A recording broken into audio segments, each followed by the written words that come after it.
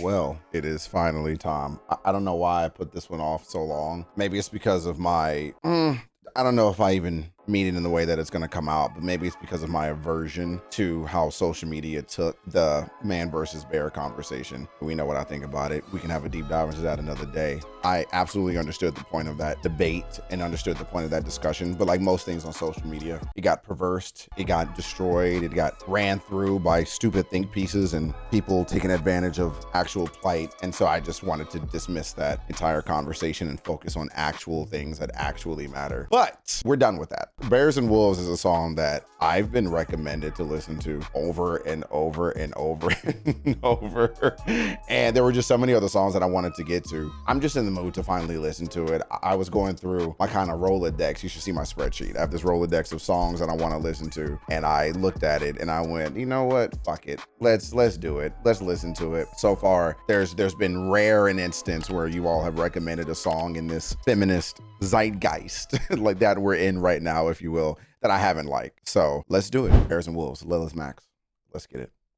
You don't know fear till it's calling from behind, and the streets that are familiar seem to stretch out at night. I didn't expect her to sound like that. They dragged her to the woods they couldn't leave in on her own, and the press paraded pictures of a dead Marilyn Monroe. And I will sure did. always choose the bear. I will always choose the wolves. No matter what they do, they wouldn't blame my clothes. I would rather choose to die. Let my body decompose. 'Cause even when you're ash, they will never let you go. No.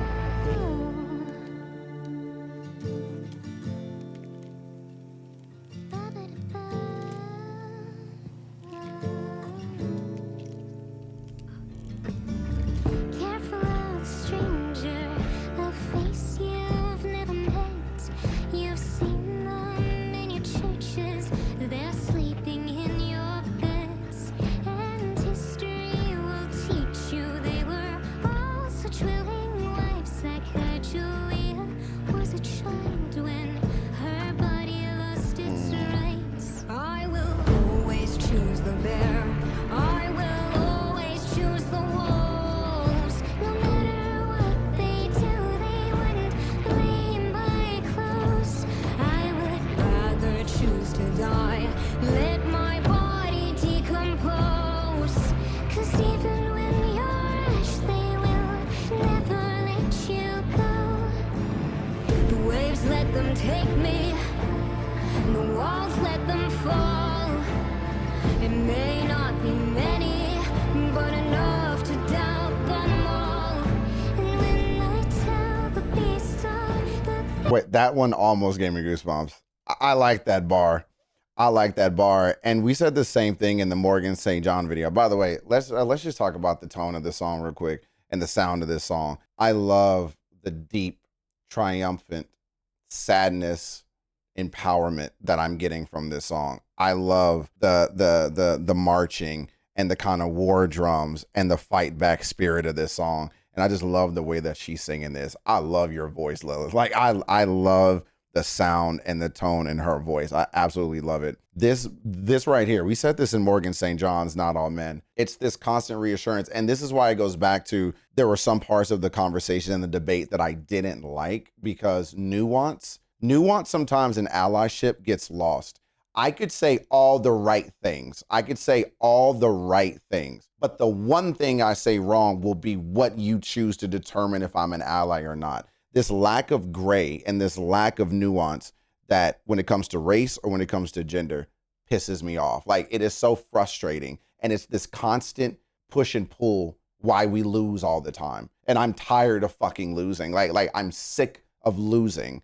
And we just need this constant reassurance with Morgan St. John. And now we're getting it with her where it's like, hey guys, I'm not saying it's all men. I clearly know it's not all men. I probably love my dad. I have brothers. I know it's not all men. And it's like, you shouldn't even need to do that. The nuance was never lost on me that with the bear versus man conversation, nobody was fucking talking about me. Like, there's no way my friends were saying, well, yeah, I choose the bear, and then have a beer with me the next day. That would be the weirdest mind fuck. If my friends who are women, if my friends who are female, if my friends who are girls who, you know, when I was younger, up until I was an adult, if this entire time of your life, you thought that in the right circumstance, there is a world where I would and can assault you, that is a weird, that is something that I personally wouldn't be able to consolidate. I wouldn't be able to understand that, how you could look at me as a friend for 10, 15, 20 years and think, I'm still waiting on the day for you to assault me. That would be fucking weird. The problem with that is that's not the right attitude I was supposed to have. That wasn't the right attitude I was supposed to have. And it really took me getting away from social media. And it took me getting away from the conversations that were being had online to having conversations in real life, to having conversations with actual people, and having conversations with people who had good faith and what they meant by that argument. And then I started to see it. My initial reaction and response isn't supposed to take offense. My initial response isn't to go, she's clearly talking about me, therefore I hate this song. She's clearly thinking I would assault her, therefore I hate her plight. I hate feminism. I hate her message. If I sat out here, if I sat up here on YouTube and did that all fucking day and just got offended by every song that y'all donated, there is no world where you shouldn't think I am who she's talking about. Focusing on the main overarching point of the song, I fucking love this line, and it is so far my favorite line of the song. It may not be many, but it's enough to doubt them all. I don't remember what video I said this in. I do not remember what video I said this in. I remember having this conversation where trying to do this relatability piece, and I said, it is absolutely the exact same reason I doubt the majority of white people when I walk into a room. My initial reaction and my initial instinct is, I don't think I trust you. I don't think you have my best interest at heart if something goes down. If I walk into a bar, if I walk into a movie theater, if I walk to a concert, if I go to a library, if I go anywhere and I am among the only Black person there, I am also concerned.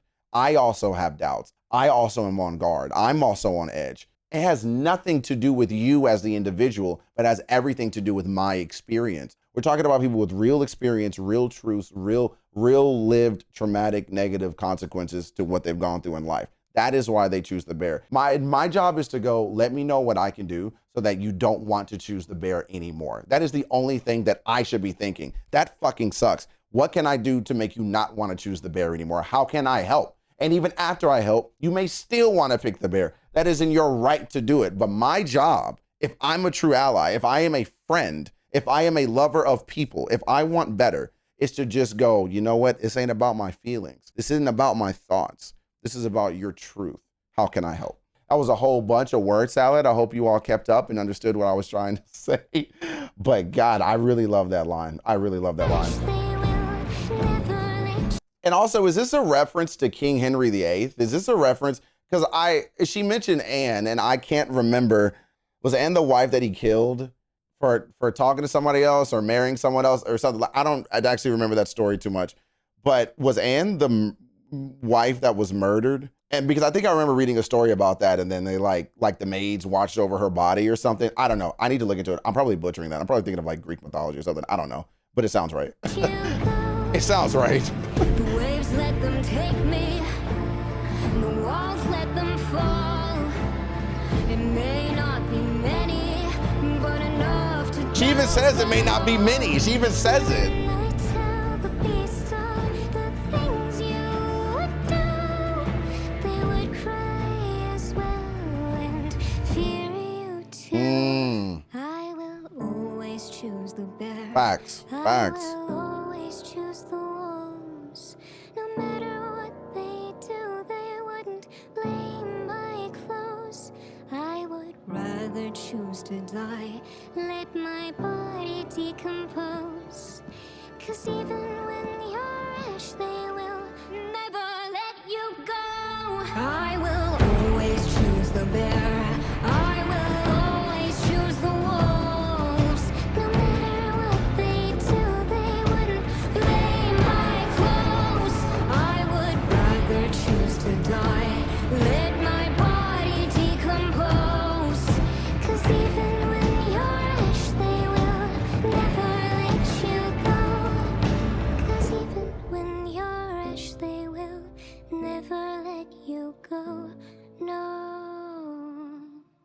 two things. One, my overarching thought process, that's a fire song, bro. A better message than song, I'll be honest. I think that song to me, I like the message even more than I like the second half of the song. I like the conversations around songs like this more than songs. And that's not just exclusive to Lilith. I've thought that of a few different songs that we've listened to where I'll listen to it and I'm like, damn, the song. I like the conversation. I like the song for what it makes me think. I like the song less for the sound, which is contradictory to what I said at the beginning, but more what it makes me think and feel after the fact when the song is over. I don't find myself thinking about the sound of the song. I find myself thinking about the message and what it's making me feel right now. One thing I want to say, two things I want to say. One, I want to get to a place because, you know, the constant reminder of, you know, I will always choose the bear. I will always choose the wolves because even, you know, like they'll never blame my clothes. I want to get to a point where that's not even a thing. That's a utopia. That's not realistic. But I'm talking from just a psychological, philosophical, dreamlike standpoint. Like I would love a world where men just grew, where boys were raised better, where they weren't so easily influenced by other men, where red pill didn't take over to the point where the same red pill that tells you that being a provider for your woman also in the same breath is telling you to not let a woman dictate how you support her. Red pill is the stupidest fucking thing in the world. It is the stupidest fucking thing in the world where the entire concept is predicated on you worshiping another man while in the same breath you're lonely that you don't have a woman. It is the dumbest fucking thing in the world. So if you want to take anything that I'm saying from that first point that I'm making is I wish that this didn't exist. I wish that I lived in a world where you didn't feel like you had to choose a bear in the first fucking place. And I just wish rather than supporting that belief, I wish that I could do actual work to where you didn't feel like you needed to choose the bear anymore. It's like, y'all don't think I'm out here fearing men too and what they do. Y'all don't think that I'd sit here and pick some other animal than some random ass dude that I don't fucking know. I don't know why guys are acting like they didn't understand why a woman would fear a man when you even look at just look at the statistics. We're all statistics people, right? Let's look at the statistics. If you looked at the average person, man, who are they killed by? When you look at the average man when they're assaulted, who are they assaulted by? When you look at the average man who they're raped by, who are they raped by? Like, I don't know why it was weird for women to say that they would choose a bear over a man. Bitch, I'd pick a bear over a man. Like, what the hell are we talking about? But I would, like, I really would. I would pick a bear over a man. And I don't know why that was such a controversial thing for women to take. They're like, you want to be among a bear? They'll maul you to death. They'll kill you. Right. That's the point, dumbass. Like, that's the actual point. There's not going to be any manipulation. There's not going to be taking 10, 20, 30 years of your life away. There's not going to be any abusing you every single day. There's not going to be, you know, financially holding money from you. There's not going to be fighting you in court for the kids. There's not going to be any of that. It's just going to be what? Wolverine claws right there in the throat. You're done. I'll take them odds. I'll roll that dice. I'll play at that craps table. I just don't get why. And I really hate where that conversation went because the actual hypothetical had the bones to be a really cool discussion. And then social media does what social media does. And it ruined a really cool think piece that could have been broadened to so many other aspects of this human experience with men and women. And it got railroaded as it always does. And I'm not personally a fan of it, but what I am a fan of is the actual conversations, the actual songs, the actual hangouts, and the actual like messages that I've gotten to have with people directly. And I will say one-on-one conversations have been so much better than broader conversations since that hypothetical came out. And I'm not ever going to take that away because those conversations, that honesty, that raw truth, that authenticity, us as guys looking in the mirror going, there's so much better we could be doing. We thought we were doing good work for women. We're not. We thought we were being good allies. We weren't. We thought we were supporting them in this way. We're not doing it.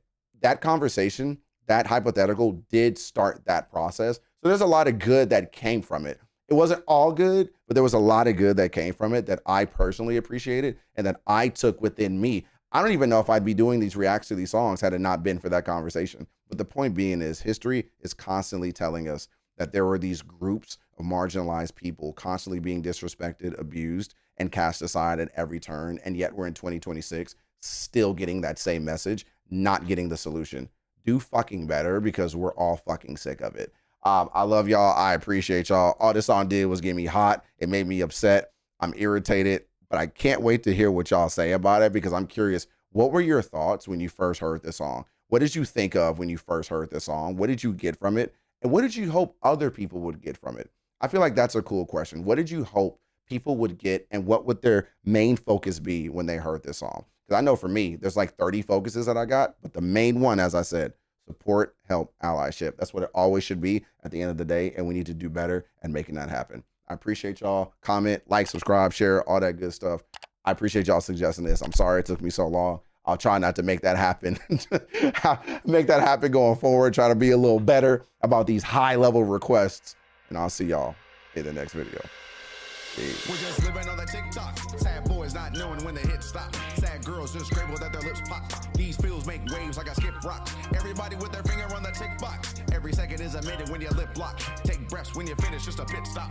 Watch time move slow like a wristwatch. We're all trapped. God damn, I could talk about that song for hours.